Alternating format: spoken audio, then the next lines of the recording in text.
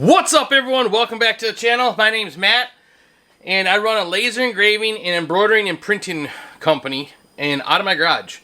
And I made this video, buyer beware, because if you're gonna get a smart stitch, I want you to be aware of the things to do and all the other machines. In fact, honestly, if you buy an embroidery machine, you should get these things and be very aware before you get into this, because this isn't just a press a button and it runs rainbows and glitter and unicorns. And I'm going to show you in this video. Now, the biggest thing is I get emails all the time about these machines, and they need help. People need help doing it.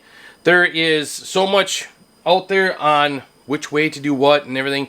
They've also changed a bunch of stuff. They changed how they did their tensioning from when I got this until now. Same with needle positioning. So all those old videos basically are irrelevant because you can't use them. Now everything's changed again. What I find on these machines is all my top is running around 85 to 88. Some of them, there's one of them on here, I think it's 14, runs, it likes to go at 90. I can't get any less, and that's fine. It runs there fine, it does the testing fine, and that's just, that one likes that, and that's just fine. Now my bobbin, I run that at 35. Some people might say that's high, some people might say it's low, but I find that it's perfect. Well, 35, so here's the other thing is, when you do your tension test, when you're pulling the string, you can do it faster and get a different speed if you go then slower. So there's different, like how you pull your thread's gonna be also different. So you might be getting 30 down here, and if I did it, you're gonna get 35. So I would shoot for 32 on the bottom and the bobbin. If you're wondering what I'm talking about with the pole, it's this deal right here. This is the #1 best investment you can buy when you get one of these machines. Because you can do all the eye test and stuff that you want. It's not nearly going to be good as if you get one of these. So you do your test on all the top. Right when you get the machine, get it on there, then do your eye test. Now you're going to find a bunch of stuff that I can show a picture. The eye test needs to look like this, and what I do is I go a little less bobbin than what they recommend. That's just where my machines like to run, and that's both of them. I have the 10 needle and I have the 15 needle. That's where they like to run. They're both the same, both set up the same as far as the lower bobbin and the top thread tension. That's it. It's simple. Once you set it, you forget it. When I do hats, I don't have to touch nothing anymore. When I do clothes, I don't have to touch nothing no more. Once you get this all set, there is so much more out there to know about this machine. Once you have the tension set, you're good. You're golden. You are golden. Just leave it. Forget it. Now, you're going to have needles. The other thing is, people are complaining about needles breaking, or not breaking, thread breaking all the time. You go to ask how long you've had that needle in there. And they've had it in there for a long time. Needles are cheap, you guys. Just throw them away. Get a new pair. Run new needles. I typically will go a full day of running, about 8 hours most, that I'll run a needle. And it all depends on the job and the thickness. Like if you're doing sweatshirts nonstop or like a hard, tougher material, hats, I'm switching actually at lunchtime dang near. I'll start in the morning before 7, and around noon, I'm switching those needles, and then I'm running the rest of the day, and that's just, hats are rough on needles. I don't run your average needles that come with this machine. I'll show you all that, and I'll go through that later. The other thing is thread. Once you get your thread figured out, whatever thread you want to go with. I've been using Mandira. I think I'm saying it right. But these are the taller ones. And this has been a big difference. I've been running these on top and in the bobbin. Now this is a stronger thread. So if you take your regular thread, they get from what they recommend on this, which is a good thread, it's fine. It's made by New Brother. This one, if you have like a stray loop, you can take a lighter and it'll melt away. Like it'll disappear, be gone. If this does, you don't have that. This doesn't just go away by a flick of a lighter, flint, or whatever. So there's a difference, but this is also tougher. This is a lot stronger. So if you start getting a lot of thread breaks with this, then there's other issues. It's not the thread. So when I switched to this thread, before I would get like 1 or 2 thread breaks in a day, be random. And if I got 2 in a row, I'd switch the needle. I wouldn't change the tension, I'd switch the needle. If I get another one, I take the bobbin out, do a tension test on the bobbin. If that was fine, then I'd switch the needle again. I've had it where I've had a whole pack of needles that were bad. And I'm not joking, I went to the new pack, boom, that problem went away. Play around with it and don't touch these. This is fine. Once you have this set, quit touching it. It's fine, leave it. Only time you have to play with it is if you go to 3D Puff. That's a different video. If you want it, put it in the comments and I'll do it. Because I have a 3D Puff coming up and I have to do it myself. So I can record myself.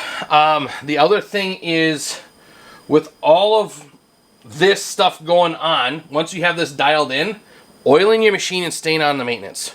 Blowing out the bottom is huge. Getting all that thread out of there, cleaning it all up, oiling everything. Every time on Mondays in the morning, I clean the whole machine. I'll blow it down. Now I've been blown down, I didn't used to. But then I'll oil everything needs to be oiled. And then on Mondays, I will extra oil down in the bobbin. And then after that, every time I load a new bobbin in, I put 1 drop on the silver flywheel where the hook's on. I use this oiler, and I'll have the links down below. Yes, some of them I do get a kickback of like a couple of cents. If you don't want to use it, then look at this and go look it up yourself.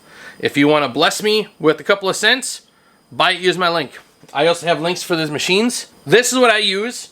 I oil everything with this. I just find it's a lot easier to get it in, especially in the bobbin area. The other thing is, you're going to notice this cap is for the bobbin area, and it sits on top and you put your screws in. See, this is the flat one. I don't use this. This is garbage to me.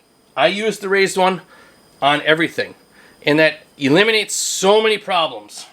And I think that's why it also helps to leave the bobbin and the top thread all by itself. You do you, boo.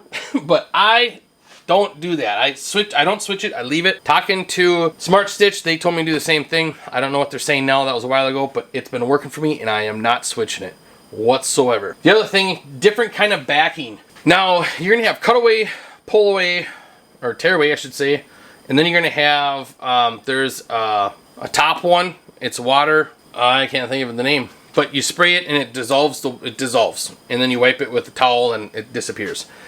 Those are the ones, those 3 I use the most. I'm playing around with a couple other ones to see, but those are about it. As far as hoops, I use the Mighty Hoops. There, I was looking for their logo. I use the Mighty Hoops. I love these things. Yes, they are spendy. You do not have to get them right away. I did not get them right away. I started, sold some hats, sold some shirts and sweatshirts.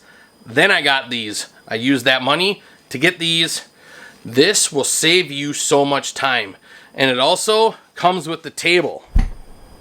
So I highly suggest save up for these. I do not have a link for this. I'm not affiliate. That's the word I was looking for earlier. I'm not affiliate with them.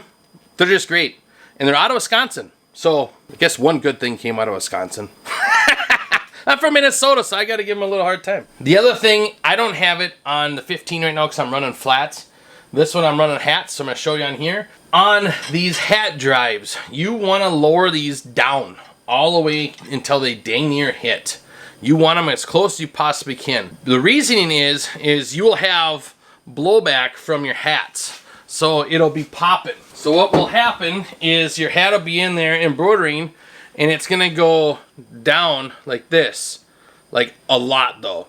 You only want a little bit. It shouldn't be a ton. So that will eliminate, not eliminate all the way, but like I said, you're gonna have a little bit, but lowering this will help tremendous amount. So I would highly recommend to do that on both of them. The only thing I haven't done on this one yet compared to that one is this lower steel thing. I took off on that one just to try it out, and it's been awesome. All of the small threads fall out, so there's no cleaning, like blowing it nonstop and filling up with threads. So I will be taking this one off also, just like that one. And that has been a huge game changer. There is no buildup in that one whatsoever. So I highly recommend taking them out.